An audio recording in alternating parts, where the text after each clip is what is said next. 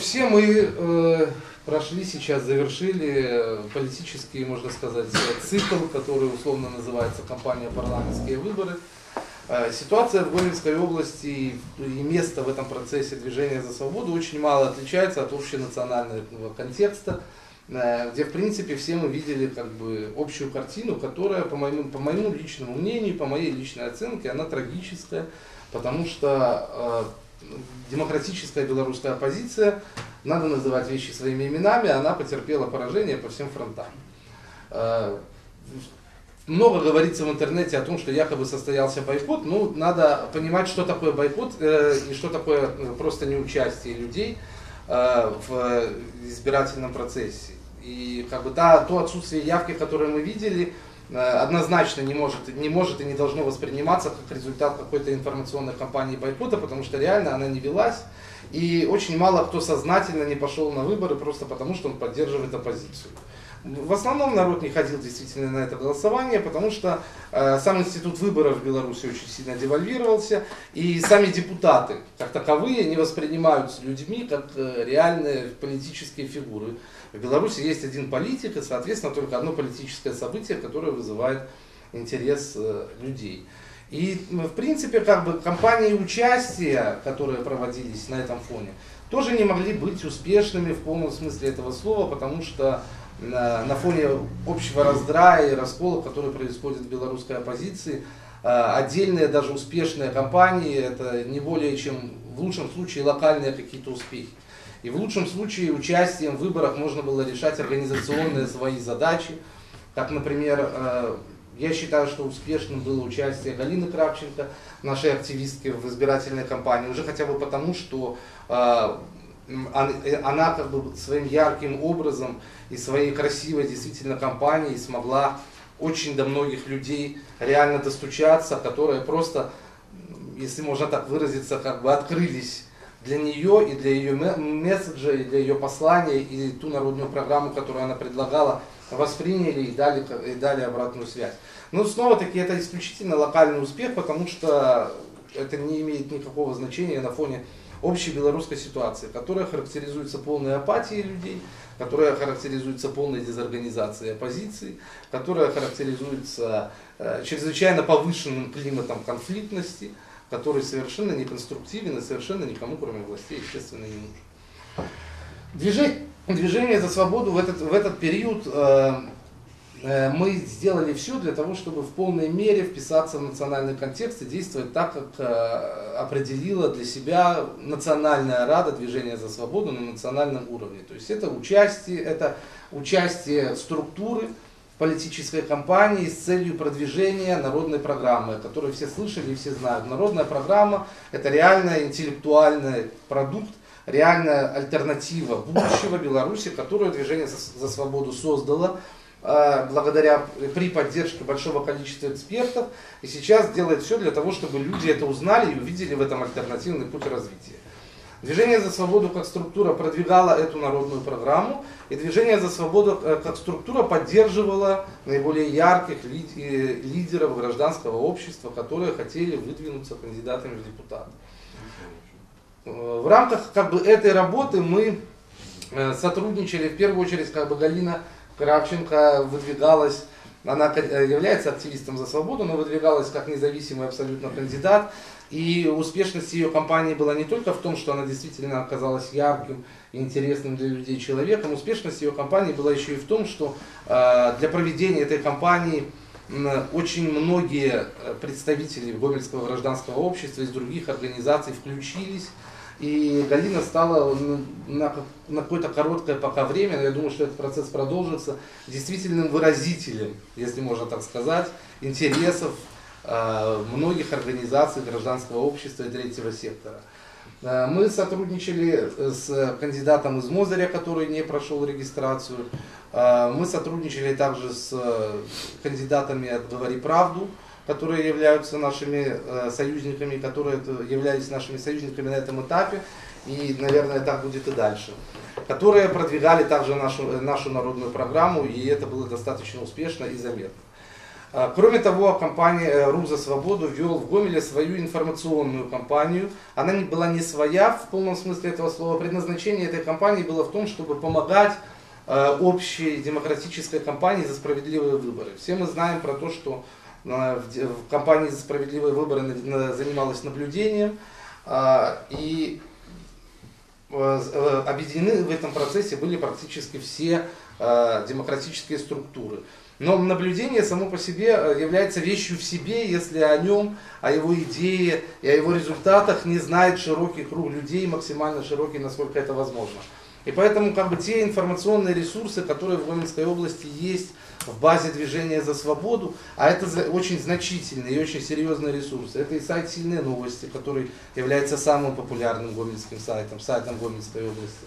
Это и активисты на местах, в районах, которые могут распространять информацию печатную. Это и достаточно внушительное представительство в социальных сетях. У меня у одного 10 тысяч человек, читателей в социальных сетях. И эти информационные ресурсы были брошены на то, чтобы полноценно осветить ход кампании за справедливые выборы, для того, чтобы донести потом впоследствии результаты этой кампании и донести на фактах до людей, что выборы не состоялись и были сфальсифицированы. Работа эта была достаточно объемная, и работа была успешной. Мы создали два крупных видеоматериала. Многие здесь присутствующих выступали в этих видеоматериалах. Мы создали 20 серьезных статей, которые разъясняли людям суть наблюдения за выборами, суть демократической выборной процедуры. И распространили эти статьи в интернете, и все они получили каждая больше 1000 прочтений. Мы провели 2 крупных информационных акции в 8 районных центрах, где были распространены 2 раза по 20 тысяч печатных листовок. И эта информационная работа нашла даже отклик. С нами связывались люди из других районов, например, из Добруша, которые не входили изначально в карту кампании. Люди через социальные сети написали нам, попросили макет листовки. И мы скинули им макет листовки, и они ее сами печатали и расклеивали, присылали нам потом фотографии. И сказали, что на все будущие времена на нас рассчитывайте. То есть это вполне такой хороший индикатор того, что работа велась и велась достаточно успешно. Мы, к сожалению, большому, мы стараемся делать все, что возможно, но общая ситуация и общий интерес к политической жизни в Беларуси сегодня такой, что многие действия приносят просто минимальный эффект. Очень сильно мешают внутренние конфликты в оппозиции. И я говорю даже не о гомельских конфликтах, а о национальных, потому что это разбивает просто часто саму мотивацию активистов. Я могу, например, рассказать прямой пример, как мы работали над тем, чтобы организовать наблюдение на округе Галины Кравченко, когда у нас было укомплектовано по 2 наблюдателя на каждый участок, а потом за неделю до голосования пришла новость о том, что ГП и БНФ полностью снимают своих кандидатов и уходят, то есть, в окончательный глухой бойкот, и около 20 человек просто разными словами сказали, а какой вообще смысл во всем теперь там участвовать, когда никого не остается и так далее. И проще было махнуть на это дело рукой, чем потратить неделю последнюю на то, чтобы пытаться объяснить, почему в Беларуси все идут своими колоннами, почему в Беларуси творится такая ерунда и неразбериха. Хотел бы сказать трошки про агульную деятельность Руха за саме заключний період і висновы, які ми робимо з неї, і що виникає, які будуть наші плани на ближайшее будущее. Этот год был характерный парламентскими выборами, вы это так само тут у себя отчували, и Петр присвятил досить шмат часу оценки деятельности працы мясцовой организации подчас парламентских выборов. Рух вел некалькі накірункаў на эту парламентскую кампанию. От початку, коли Рада еще у весну бегущего года збиралася и планувала нашу деятельность, мы обрали 2 приоритета. Первый – это просовывание позитивной альтернативы, яка уособляется в выгляде народной программы Руха за свободу, и другие – это организация назирания и контроль за свободными выборами.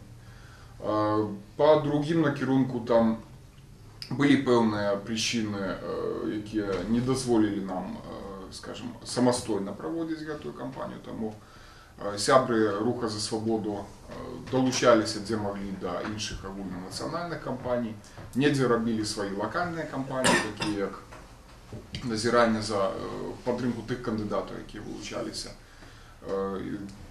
і выкарыстоўвалі народную праграму, альбо кампанія «Бойкот 101» – это супольная кампанія руха за свабоду з шэрагам іншых палітычных і грамадскіх арганізацый, мэтай якой было даказаць магчымасць ці праверыць магчымасць ажыццяўлення байкота з выкарыстаннем усіх даступных механізмаў, тому што на момант ужо актыўнай фазы выбарчай кампаніі мы паглядзелі, што большасць тых арганізацый, якія дэкларавалі сваё жаданне праводзіць байкот, но яны абмежавалі сваімі дэкларацыямі. Максімум, што яны рабілі, это ў інтэрнэце байкатавалі іншую частку апазіцыі, якая пайшла на выбар.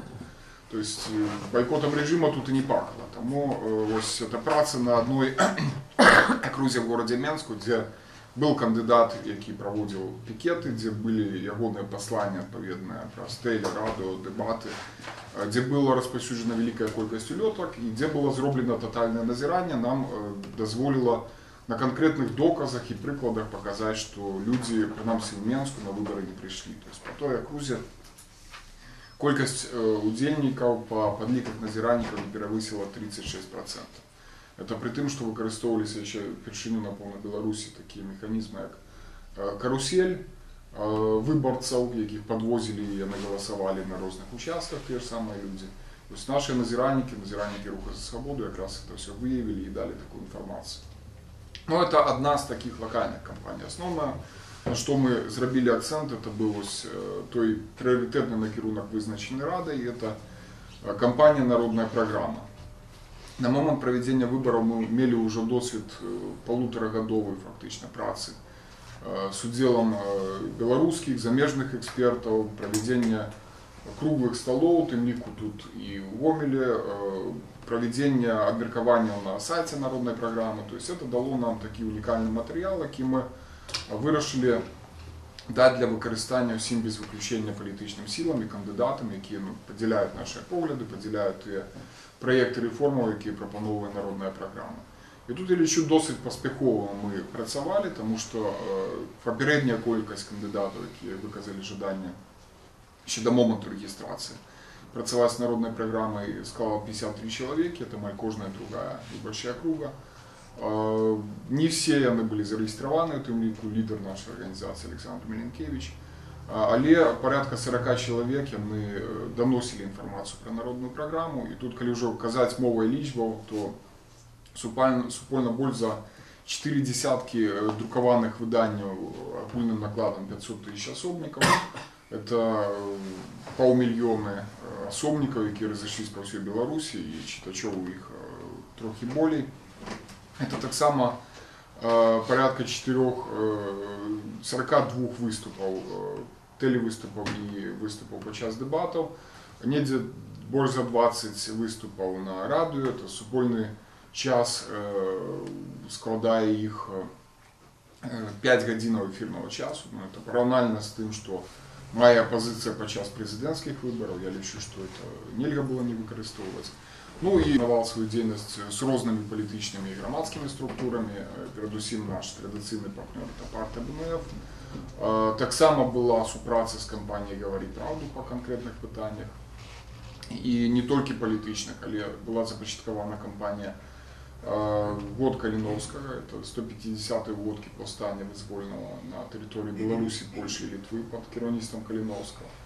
Мы эту кампанию будем проводить уже фактично начинаючи с конца этого года и до сакавіка 2014 года. Тому, думаю, может быть, еще приедем с презентацией плана в этой кампании и постараемся, как вы так само приняли активный удел. Это супраца по конкретных кампаниях, які, скажем, магчымыя толькі при ажыццяўленні широкого кола палітычных грамадскіх сілаў. Я думаю, што пэўная тэндэнцыя тут працягнецца і на наступны перыяд да прэзідэнцкіх выбараў 2015 года. І тыя сілы, якія не самаўхіліліся на парламенцкіх выбарах ад працы з виборцями, які, не прикриваючись бойкотом, просто не відсиджували на канапі, вони здолюють домовитися і здолюють вийти на процедуру обрання єдиного кандидата.